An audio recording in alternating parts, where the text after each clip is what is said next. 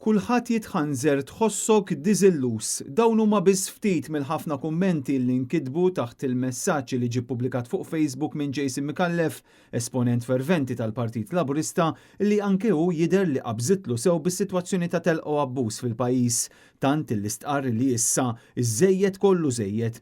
Meta tkellem dwar dak li għaddej fil-Belt Valletta huwa qal li jħossu disgustat bil-kbir bil-abbuż faċċjat bil-legalitajiet li minflok jonqsu jiżdiedu preċiżament fid-daħla ewlenija tal-kapitali u rimarka li din is-sitwazzjoni ta' telqa hi xi ħaġa li jista' jinnuta kulħadd.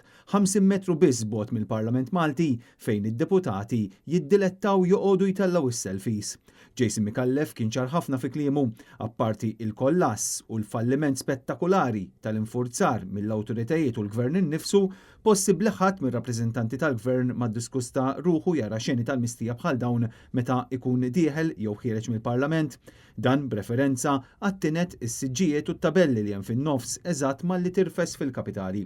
Fil-kummenti tiegħu Jason Micallef mar oltre minn hekk huwa spjega kif diġà għamel rapporti dwar dawn l-abbużi iżda ħadd ma ta' kasu u stqarr illi issa possibilment jaf jispiċċa ibbojkottjat mingħajr ma speċifika kif u minn fejn. Jason Micallef insista li dan nuqqas kbir mill-awtoritajiet tal-gvern qed idarras liċ-ċittadini u fil-fatt kienu bosta dawk li rreaġixxew taħt il-post li tella.